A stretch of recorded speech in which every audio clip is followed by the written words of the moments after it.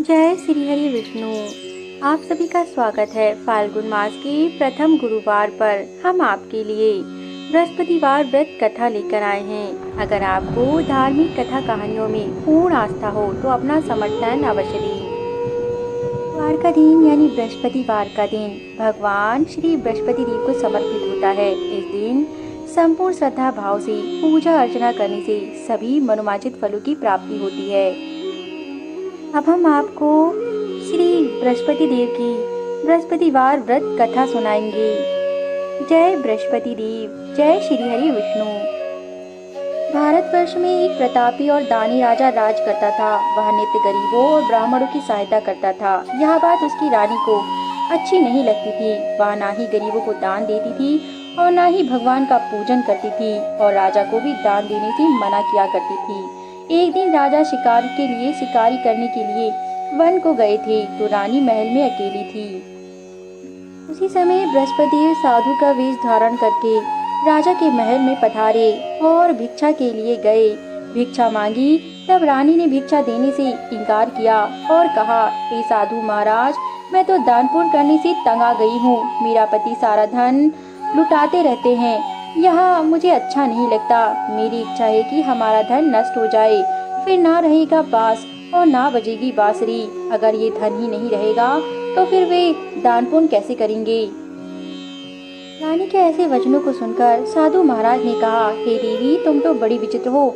धन और संतान तो सभी चाहते हैं, पुत्र और लक्ष्मी तो पापी के घर में भी होनी चाहिए। यदि तुम्हारे पास अधिक धन है तो तुम भूखों को भोजन कराओ, प्यासे को पानी पिलाओ, प्याऊ बनवाओ, यात्रियों के लिए धर्मशालाएं खुलवाओ। जो निर्धन हैं, जो अपनी कन्याओं का विवाह नहीं कर सकते हैं, उनका विवाह करा दो। ऐसे और कई काम है जिनके करने से तुम्हारा यश लोक परलोक में फैलेगा। परंतु रानी पर उपदेश का कोई प्रभाव न पड़ा। वह बोली, महाराज, आप मुझे कुछ ना समझाए। मैं ऐसा धन नहीं चाहती जिसे मैं बांटूं। मुझे तो रखने में भी आलस आता है। तब साधु ने उत्तर दिया कि यदि तुम्हारी ऐसी इच्छा है तो तथास्तु। तुम ऐसा करना कि बृहस्पतिवार को घर लीप कर पीली मिट्टी से अपना सिर धोकर स्नान करना, भट्टी चढ़ाकर कपड़े धोना। ऐसा करने से आपका सारा धन नष्ट हो जाएगा। इतना कहकर वह साधु महाराज वहाँ से अंतर ध्यान हो गए। साधु के कहे अनुसार ही बातों को पूरा करते हुए रानी को केवल 3 बृहस्पतिवार ही बीते थे कि उसकी समस्त धन संपत्ति नष्ट हो गई। भोजन के लिए राजा का परिवार तरसने लगा। तब एक दिन राजा ने रानी से बोला कि हे रानी, तुम यहीं रहो, मैं दूसरे देश को जाता हूँ, क्योंकि यहाँ पर सभी लोग मुझे जानते हैं, इसलिए मैं कोई छोटा कार्य नहीं कर सकता। ऐसा कहकर राजा परदेश चला गया। वह जंगल से लकड़ी काट कर लाता और शहर में बेचता। इस तरह वह अपना जीवन व्यतीत करने लगा। इधर राजा के परदेश जाते ही रानी और दासी दुखी रहने लगी। जब एक बार रानी और दासी को 7 दिन तक बिना भोजन के रहना पड़ा तो रानी ने अपनी दासी से कहा, दासी, काशी के नगर में मेरी बहन रहती है, वहाँ बड़ी धनवान है, तो उसके पास जा और कुछ ले आ, ताकि थोड़ी बहुत गुजर बसर हो जाए। दासी रानी की बहन के पास गई। उस दिन गुरुवार था और रानी की बहन उस समय बृहस्पतिवार की कथा सुन रही थी। दासी ने रानी की बहन को अपनी रानी का संदेश दिया, लेकिन रानी की बड़ी बहन ने कोई उत्तर नहीं दिया। जब दासी को रानी की बहन से कोई उत्तर नहीं मिला तो वह बहुत दुखी हुई और उसे क्रोध भी बहुत आया। दासी ने वापस आकर रानी को सारी बात बता दी। सुनकर रानी ने अपने भाग को कोसा। इधर रानी की बहन ने सोचा कि मेरी बहन की दासी आई थी, परंतु मैं उसे कुछ नहीं बोली, इससे वह बहुत दुखी हुई होगी। तब रानी की बहन ने कथा सुनकर और पूजन समाप्त करके वह अपनी बहन के घर गई और कहने लगी, हे बहन, मैं बृहस्पतिवार का व्रत कर रही थी। तुम्हारी दासी मेरे घर आई थी, परंतु जब तक कथा होती है तब तक ना उठते हैं और ना ही बोलते हैं, इसलिए मैं नहीं बोली। कहो, दासी क्यों आई थी? रानी बोली, बहन, तुमसे क्या छुपाऊं, हमारे घर में खाने तक को अनाज नहीं था। ऐसा कहते कहते रानी की आंखें भर आई। उसने दासी समेत पिछले 7 दिनों से भूखे रहने तक की बात अपनी बहन को विस्तार पूर्वक सुना दी। रानी की बहन बोली, देखो बहन, भगवान बृहस्पति देव सबकी मनोकामना को पूर्ण करते हैं। देखो, शायद तुम्हारे घर में अनाज रखा हो। पहले तो रानी को विश्वास नहीं हुआ, पर बहन के आग्रह करने पर उसने अपनी दासी को अंदर भेजा तो उसे सचमुच अनाज से भरा एक घड़ा मिल गया। यह देखकर दासी को बड़ी हैरानी हुई। दासी रानी से कहने लगी, हे रानी, जब हमको भोजन नहीं मिलता तो हम व्रत ही तो करते हैं, इसलिए क्यों ना इनसे व्रत और कथा की विधि पूछ ली जाए, ताकि हम भी व्रत कर सके। तब रानी ने अपनी बहन से बृहस्पतिवार व्रत करने के बारे में पूछा। तब रानी की बहन ने बताया, बृहस्पतिवार के व्रत में चने की दाल और मुनक्का से विष्णु भगवान का केले की जड़ में पूजन करें तथा दीपक जलाएं, व्रत कथा सुनी और पीला भोजन ही करें, इससे बृहस्पति देव प्रसन्न होते हैं। व्रत और पूजन विधि बताकर रानी की बहन अपने घर को लौट आई। 7 दिन के बाद जब गुरुवार आया तो रानी और दासी ने व्रत रखा। घुड़साल में जाकर चना और गुड़ लेकर आई, फिर उसे केले की जड़ तथा विष्णु भगवान का पूजन किया। अब पीला भोजन कहाँ से आए, इस बात को लेकर दोनों बहुत दुखी थे, क्योंकि उन्होंने व्रत रखा था, इसलिए बृहस्पति देव उनसे प्रसन्न थे। इसलिए बृहस्पति देव साधारण व्यक्ति का रूप धारण करके 2 थालों में सुंदर पीला भोजन दासी को दे गए। भोजन पाकर दासी प्रसन्न हुई और फिर रानी के साथ मिलकर भोजन ग्रहण किया। उसके बाद वे सभी गुरुवार को व्रत और पूजन करने लगी। बृहस्पति भगवान की कृपा से उनके पास फिर से धन संपत्ति आ गई, परंतु रानी फिर से पहले की तरह आलस करने लगी। तब दासी बोली, हे रानी, तुम पहले भी इस प्रकार आलस करती थी, तुम्हें धन रखने में कष्ट होता था, इस कारण सभी धन नष्ट हो गया, और जब भगवान बृहस्पति की कृपा से धन मिला है तो तुम्हें फिर से आलस होता है। रानी को तब दासी ने समझाते हुए कहा, बड़ी मुसीबतों के बाद हमने यह धन पाया है, इसलिए हमें दान पुण्य करना चाहिए, भूखे मनुष्य को भोजन कराना चाहिए, धन को शुभ कार्यों में खर्च करना चाहिए, जिससे तुम्हारी कुल का यश बढ़ेगा, स्वर्ग की प्राप्ति होगी और पितृ प्रसन्न होंगे। दासी की बात मानकर रानी अपना धन शुभ कार्यों में खर्च करने लगी, जिससे पूरी नगर में उसका यश फैलने लगा। उधर राजा एक दिन राजा दुखी होकर जंगल में एक पेड़ के नीचे आसन जमाकर बैठ गया। वह अपनी दशा को याद करके व्याकुल होने लगा। वह अपनी दशा को याद करने लगा। बृहस्पतिवार का दिन था। एकाएक उसने देखा कि निर्जन वन में एक साधु प्रकट हुए। वह साधु वेश में स्वयं बृहस्पति देव थे। लकड़हारी के सामने आकर बोले, हे लकड़हारी, इस सुनसान जंगल में तुम चिंता मग्न होकर क्यों बैठे हो? तब लकड़हारी ने दोनों हाथ जोड़कर उन्हें प्रणाम करते हुए विनम्रता पूर्वक कहा, हे साधु महाराज, आप सब कुछ जानते हैं, मैं आपसे क्या कहूँ। यह कहकर वह रोने लगा और साधु को सब कुछ अपनी आत्मकथा कह सुनाई। इस पर महात्मा बनी साधु ने कहा, तुम्हारी स्त्री ने बृहस्पतिवार के दिन बृहस्पति भगवान का निरादन किया है, जिसके कारण वे रुष्ट हो गए हैं। उन्होंने तुम्हारी यह दशा कर दी है। अब तुम चिंता मत करो, तुम्हारी चिंता अवश्य दूर हो जाएगी। तुम मेरे कहने पर चलो, तुम्हारे सब कष्ट दूर हो जाएंगे और भगवान पहले से भी अधिक धन संपत्ति देंगे। तुम बृहस्पतिवार के दिन कथा किया करो।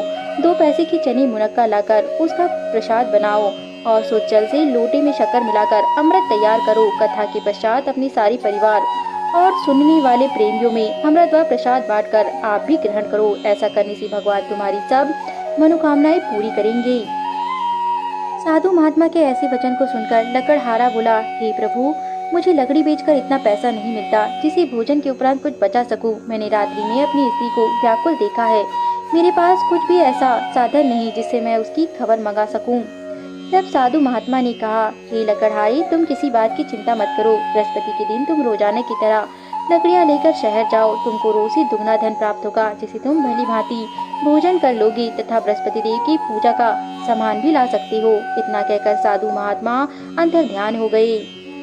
धीरे धीरे समय व्यतीत होने पर फिर वही बृहस्पतिवार का दिन आया। लकड़हारा जंगल से लकड़ी काटकर किसी शहर में बेचने को गया। उसे उस दिन से और भी अधिक पैसा मिला। राजा ने चना गुड़ आदि लाकर गुरुवार का व्रत किया। उस दिन से उसके सभी क्लेश दूर हो गए। परंतु जब दोबारा गुरुवार का दिन आया तो बृहस्पतिवार का व्रत करना वह भूल गया। इस कारण बृहस्पति देव भगवान नाराज हो गए। उस दिन उस नगर के राजा ने विशाल यज्ञ का आयोजन किया तथा शहर में यह घोषणा करा दी कि कोई भी मनुष्य अपने घर में भोजन न बनावे, न आग जलावे। समस्त जनता मेरे यहाँ भोजन करने आवे। इस आज्ञा को जो न मानेगा उसे मैं फांसी की सजा दूंगा। इस तरह की घोषणा संपूर्ण नगर में करवा दी गई। राजा की आज्ञा अनुसार शहर के सभी लोग भोजन करने गए, लेकिन लकड़हारा कुछ देर से पहुंचा, इसलिए राजा उसको अपने साथ घर लेवा ले गए और ले जाकर भोजन करा रहे थे तो रानी की दृष्टि उस खूंटी पर पड़ी जिस पर उसका हार लटका हुआ था। वहाँ पर दिखाई नहीं दिया। रानी ने निश्चय किया कि मेरा हार अवश्य इस मनुष्य ने चुरा लिया है। उसी समय सिपाहियों को बुलाकर उसको कारागार में डलवा दिया। जब लकड़हारा कारागार में पड़ गया और बहुत दुखी होकर विचार करने लगा कि ना जाने कौन से पूर्व जन्म के कर्म से मुझे यह दुख प्राप्त हुआ है, और उसी साधु को याद करने लगा जो कि उसी जंगल में मिले थे। उसी समय तत्काल बृहस्पति देव साधु के रूप में प्रकट हुए और उसकी दशा देखकर कहने लगे, अरे मूर्ख, तूने बृहस्पति देव की कथा नहीं करी, इस कारण तुझे दुख प्राप्त हुआ है। अब चिंता मत कर। बृहस्पतिवार के दिन कारागार के दरवाजे पर 4 पैसे पड़े मिलेंगे, उनसे तू बृहस्पति देव की पूजा करना, तेरे सभी कष्ट दूर हो जाएंगे। साधु के कहे अनुसार बृहस्पतिवार दिन से 4 पैसे मिले। लकड़हारे ने कथा कही। उसी रात्रि को बृहस्पति देव ने उस नगर के राजा को स्वप्न में दर्शन देकर कहा कि राजा, तुमने जिस आदमी को कारागार में बंद किया है वह निर्दोष है, वह राजा है, उसे छोड़ देना। रानी का हार उसी खूंटी पर लटका है, अगर तू ऐसा नहीं करेगा तो मैं तेरे राज्य को नष्ट कर दूंगा।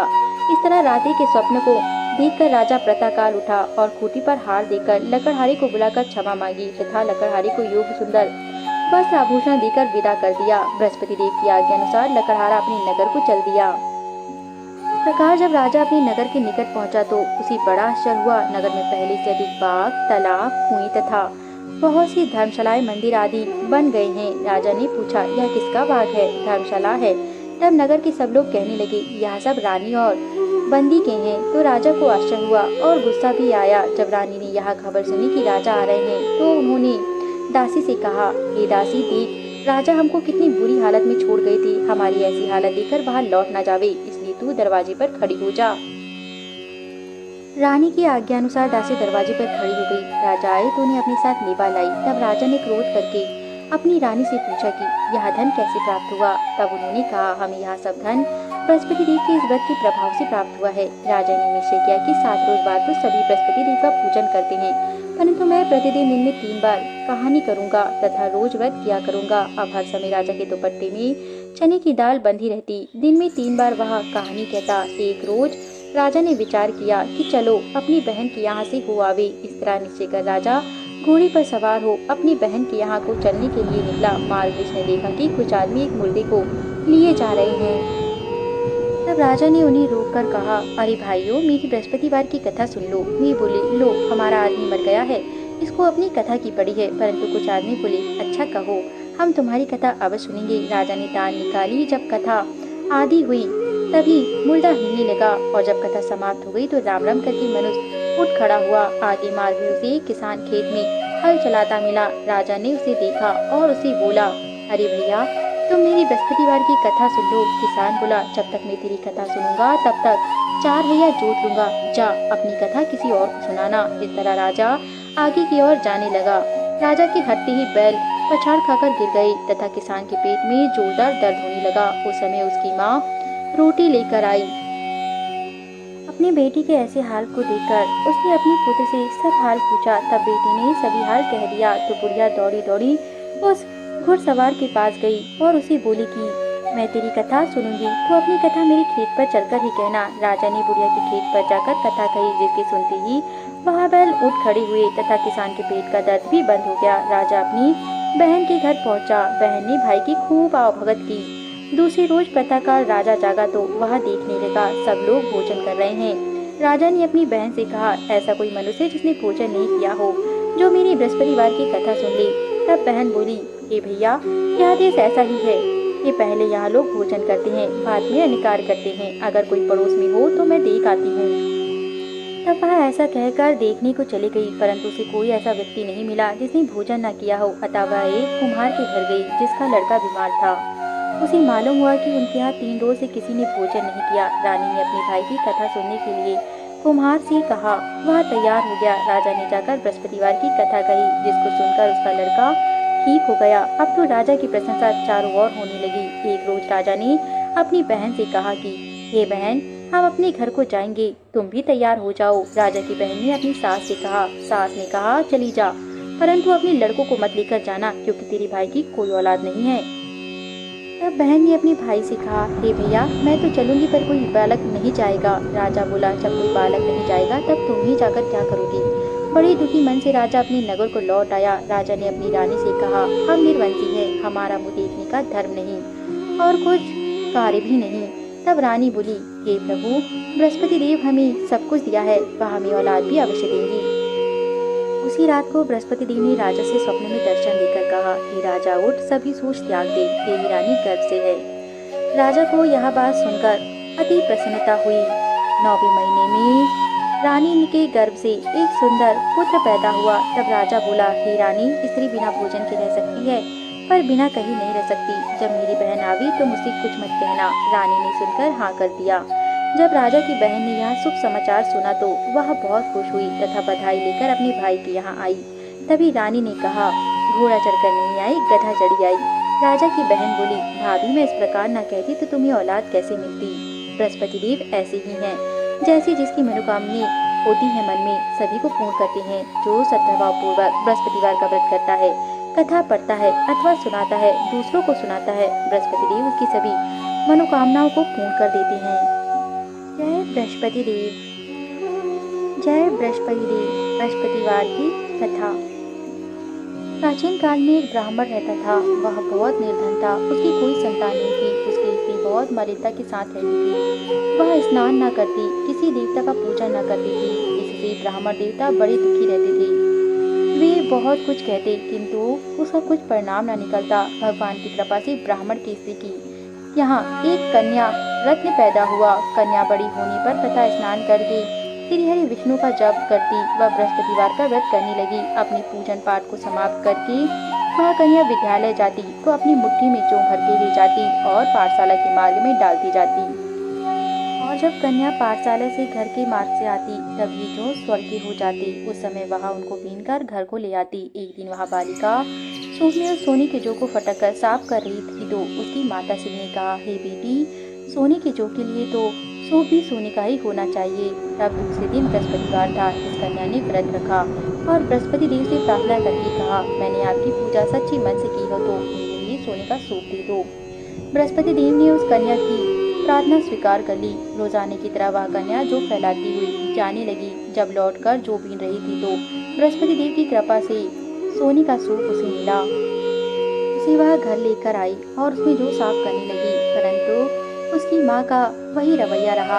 एक दिन की बात है, वह कन्या सोने के सूप में जौ को साफ कर रही थी। उस समय उस शहर का राजपुत्र वहां से होकर निकला। इस कन्या के रूप और कार्य को देखकर मोहित हो गया तथा अपने घर जाकर भोजन तथा जल को त्याग कर उदास होकर लेट गया। राजा को जब इस बात का पता चला तो राजा ने अपने प्रधानमंत्री के साथ उसके पास गए और बोले, हे बेटा, तुम्हें किस बात का कष्ट है? किसी ने तुम्हारा अपमान किया है अथवा और कोई कारण है तो तुम मुझसे कहो, मैं वही कार्य करूंगा जिससे तुम्हें प्रसन्नता हो। अपने पिता की राजकुमार ने जब बातें सुनी तो वह बोला, मुझे आपकी कृपा से किसी बात का कोई दुख नहीं है। किसी ने मेरा अपमान नहीं किया है, परंतु मैं उस लड़की से विवाह करना चाहता हूँ जो सोने के सूप में जौ साफ कर रही थी। यह सुनकर राजा को आश्चर्य हुआ और राजा बोला, हे बेटा, इस तरह की कन्या का पता तुम ही लगाओ, मैं उसके साथ तेरा विवाह अवश्य करवा दूंगा। राजकुमार ने उस लड़की के घर का पता बता दिया।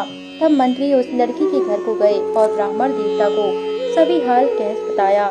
ब्राह्मण देवता राजकुमार के साथ अपनी कन्या का विवाह करने के लिए तैयार हो गया तथा विधि विधान के अनुसार ब्राह्मण की कन्या का विवाह राजकुमार के साथ हो गया। कन्या के घर से जाते ही ब्राह्मण के घर में पहले की तरह दरिद्रता निवास करने लगी। अब तो भोजन के लिए भी अन्न बड़ी मुश्किल से मिलता। एक दिन दुखी होकर ब्राह्मण देवता अपनी पुत्री के पास गए। बेटी ने पिता की इतनी निर्धन अवस्था को देखा तथा अपनी माता का हाल पूछा। तब ब्राह्मण ने सभी हाल कह सुनाया। कन्या ने बहुत सा धन देकर अपने पिता को विदा किया। इस तरह ब्राह्मण का कुछ समय सुखपूर्वक व्यतीत हुआ। कुछ दिन बाद फिर वही हाल हो गया। तब ब्राह्मण पुनः अपनी कन्या के यहाँ गया और अपनी कन्या से पुनः सारा हाल कह सुनाया। तब कन्या ने कहा, हे पिताजी, आप माताजी को यहाँ लिवा लाओ, मैं उन्हें अवश्य वह विधि बता दूंगी जिससे निर्धनता दूर हो जाएगी। तब ब्राह्मण देवता अपनी स्त्री को साथ लेकर अपनी कन्या के यहाँ पहुँचे। तब कन्या माँ को समझाने लगी, हे माँ, तुम प्रातःकाल प्रथम स्नान आदि करके विष्णु भगवान का पूजन करो, तब से सब दरिद्रता दूर हो जाएगी। परंतु उसकी माँ ने एक भी बात नहीं मानी और प्रातःकाल उठकर अपनी पुत्री के बच्चों की जूठन को खा लिया। इससे उसकी पुत्री को बहुत गुस्सा आया। एक रात को कोठरी से सभी सामान निकाल कर कन्या ने अपनी माँ को उसमें बंद कर दिया। प्रातःकाल उसे निकाला तथा स्नान आदि करा के पाठ करवाया तो उसकी माँ की बुद्धि भी ठीक हो गई। फिर प्रत्येक बृहस्पतिवार को उसकी माँ भी व्रत रखने लगी। इस व्रत के प्रभाव से उसकी माँ बहुत ही धनवान और पुत्रवान हो गई और बृहस्पति जी के प्रभाव से इस लोक के सभी सुखों को भोगकर स्वर्ग को प्राप्त हुई। जय बृहस्पति देव, जय श्री हरि विष्णु।